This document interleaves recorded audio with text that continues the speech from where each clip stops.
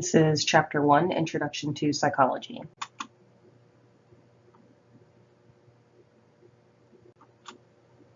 In this first section, we will look at what psychology is.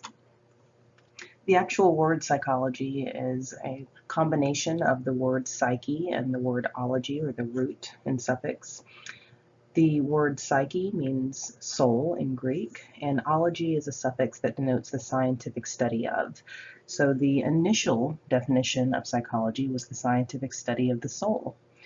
Now, in modern times, we use the empirical method, and psychology is a science, and so our modern definition is the scientific study of the mind and behavior. And that empirical method you're likely already familiar with. This just means a method for acquiring knowledge based on observation, including experimentation, rather than a method based only on forms of logical argument or previous authorities. So psychology has its original history and roots in philosophy, which did rely on logical argument and previous authorities solely. Again, in our modern world, psychology as a science relies on the empirical method, meaning the scientific method. So we'll look briefly at why we should study psychology. Since you're a human, hopefully that's already clear why you should study thought and behavior, since it applies to yourself and everyone else that you interact with. But here are some reasons as well. Students can hone critical thinking skills, including an attitude of skepticism, recognizing internal biases, making use of logical thinking, asking appropriate questions, and making observations. They're trained in the use of the scientific method, and they can develop better communication skills. When we're talking about critical thinking, we're talking about the active application of a set of skills to information for the understanding and evaluation of that information. So this means instead of taking things at face value, being able to understand and analyze the information that's presented to you at all times. We'll look now at the history of psychology, which is also a bit of a review of the major theoretical perspectives in psychology. We'll look first at Wilhelm Wundt. He was not a psychologist initially, he was a physiologist, but he is credited with being one of the first to found the field of psychology. He wrote a book called The Principles of Physiological Psychology in 1873 and created the first psychology lab for research in 1879.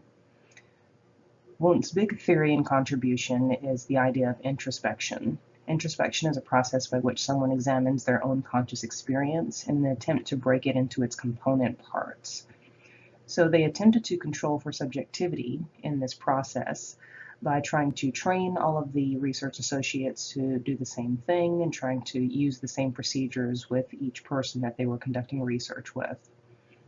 His ideas led to one of the first theoretical perspectives in psychology, which was structuralism. And in structuralism, the goal was to understand the conscious experience through introspection. Despite their efforts to be as objective as possible and to control for subjectivity, there was still a great degree of subjectivity in their process.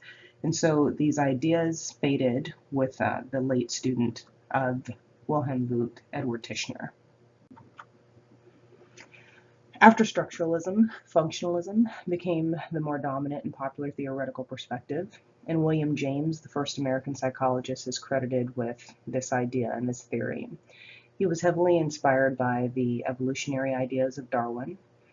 And so functionalism differs from structuralism in that the focus is on how mental activities help an organism adapt to its environment, their function or of the behavior in the world, for example, or the function of the way that they're thinking in the world. The functionalists were more interested in the operation of the whole mind rather than of its individual parts, like the structuralists. They also used introspection, but they favored more objective measurements when they were conducting research compared to those of Wundt. After the rise of functionalism, Freud comes along with psychoanalysis, and this becomes the dominant idea and perspective within psychology for quite a while. He was a physician who was fascinated by a diagnosis of hysteria, which in its previous incarnation was primarily used with women and described a wide variety of physical and emotional symptoms. Freud developed psychoanalytic theory, which is a focus on the role of the unconscious in affecting conscious behavior. So all of Freud's ideas and theory are rooted in this larger one, that there is an unconscious part of your experience and that it affects your conscious behavior. His ideas were both influential and controversial, and we will explore them more later in the semester. Wertheimer, Kafka, and Kohler were German psychologists who immigrated to the US during Nazi Germany, and the greatest gift that they gave to psychology is their Gestalt psychology. Their ideas largely influence the areas of sensation and perception, and we'll explore those more when we get to that chapter. In general, they emphasized a holistic perspective, specifically with sensation and perception experience, but as well as with the individual as a whole. They failed to expand their research once they got to the US, however, due to different issues that were happening historically during that time. But the ideas that they contributed about Gestalt psychology do remain, as I said, very influential in the field of sensation and perception. After the brief stint of Gestalt psychology being a dominant view within psychology, behaviorism takes rise and is dominant for quite a while as well. Pavlov, Watson, and Skinner are some of the more notable psychologists who are credited with this theory. Behaviorism focuses on observing and controlling behavior. They have a disinterest in cognitive processes, these mean mental processes, due to their lack of control and objectivity. So behaviorism is largely responsible for establishing psychology as a scientific discipline because of its focus on these objective methods and experimentation. They largely influenced and are used in the study of behavioral learning, and they frequently relied upon animal testing, and still do to this day. In our modern world of psychology, we use many ideas from behaviorism, but there isn't anywhere near as rigid of a focus because we understand that cognitive processes, mental processes are extremely important in our experience, and we found very useful and effective ways to measure them that they hadn't established during this time. We move on now to humanists, and Maslow and Rogers are credited for being the most influential in this field. Humanism is a perspective within psychology that emphasizes the potential for good that is innate in all humans. It is one of my favorite perspectives within psychology. It emerged in response to limitations, pessimism and determinism from the psychoanalytic and behavioral fields. It promoted qualitative versus quantitative research, and this means information versus numbers essentially. And it largely influenced the field of positive psychology that is dominant within psychology today, and its body of qualitative and quantitative research. Maslow, as we'll talk about a bit later, is most popular for his hierarchy of needs, and you can see that there to the left of your screen. And we'll again talk about that in greater depth later, but the general idea is that he identified basic needs that everyone has, and those needs are not just physiological, they are also emotional and intellectual. And Maslow said that as we are able to establish and meet these needs, then we have kind of time, space, and energy, both mentally and physically, to pursue higher level needs. Noam Chomsky is largely credited with the cognitive revolution. So as I said previously, behaviorism took rise for quite a while. Around the same time that humanism becomes popular, we also have the rise of emphasis on cognition again. So it's a revival of the studying of the mind and the study of linguistics, neuroscience, and computer science, heralded by the work of the humanist. Chomsky was an American linguist, and he was dissatisfied with the influence of behaviorism. And so his efforts resulted in greater collaboration with psychologists in Europe who tended not to favor behaviorism, as well as collaboration with professions outside of psychology.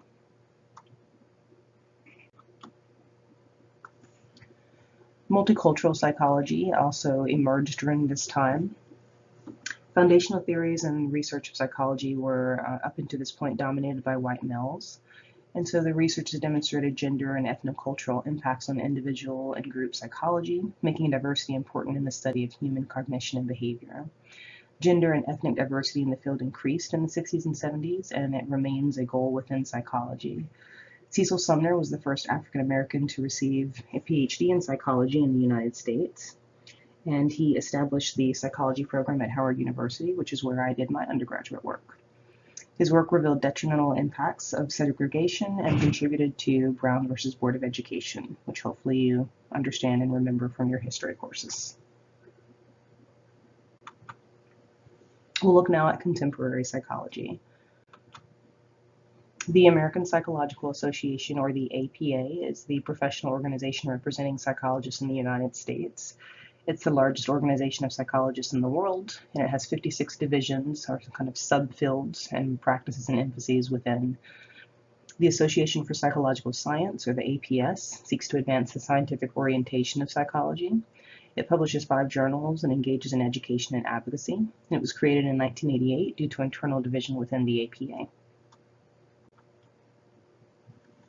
We'll look now at some of the dominant areas and perspectives that we are exploring in contemporary psychology. And these essentially align with the chapters and subjects, topics that we'll explore this semester. Biopsychology and evolutionary psychology is first. Biopsychology explores how our biology influences our behavior and vice versa. It looks at the structure of the nervous system and how it is related to behavior, sensory and motor systems, sleep, drug use and abuse, reproductive behavior, and neurodevelopment. Evolutionary psychology seeks to study the ultimate biological causes of behavior. It looks at genetics and adaptation, memory, mate choice, and parenting, among other things. Sensation, perception, and cognitive psychology are next. Sensation and perception, which I briefly mentioned earlier, is where scientists look at the physiological aspects of sensory systems as well as the psychological experience of sensory information and how those work within the area of sensation and perception. In cognitive psychology, there is an emphasis on studying cognitions, or mental processes, thoughts, and their relationship to our experiences and our actions. Developmental psychology is the scientific study of development across the lifespan. And personality psychology focuses on patterns of thoughts and behaviors that make each individual unique. In social psychology, the focus is on how we interact with and relate to others. And in industrial organizational psychology, the focus is on applying psychological theories, principles, and research findings in industrial and organizational settings. So this is essentially the psychology of the workplace. Health psychology focuses on how health is affected by the interaction of biological, psychological, and sociocultural factors.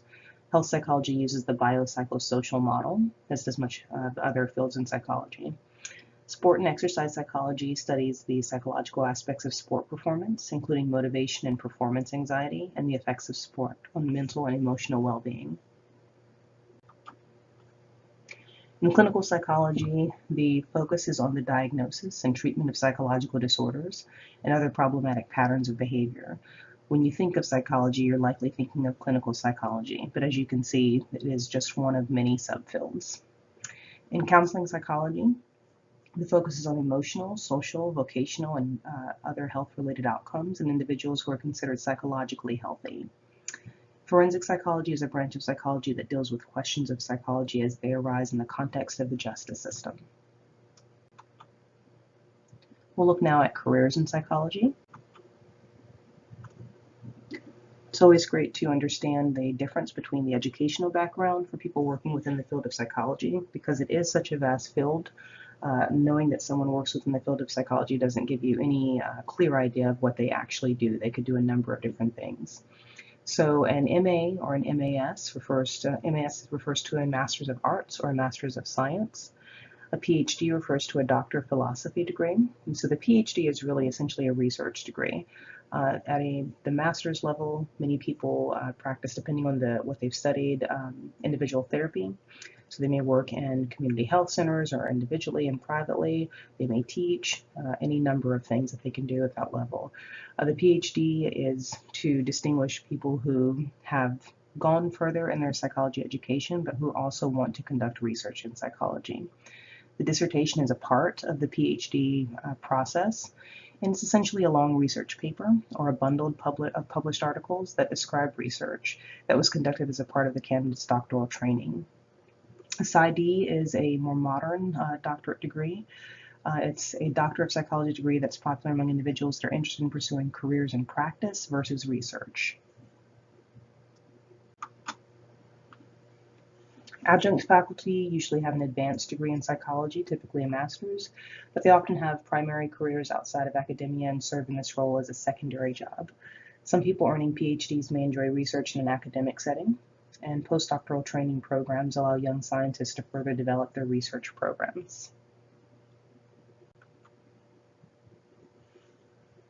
Okay, I believe there's a chart in your text that shows this as well, but this is just a ranking of occupations. This is as of 2012. This is the most recent information that I have access to right now. So you can see that the top field is mid and top level management for those who have a bachelor's in psychology. Okay. That is the chapter. Make sure that you review the notes that you've taken. And you are welcome to go back over this PowerPoint as well, but make sure that your emphasis is on your note taking and reviewing those notes.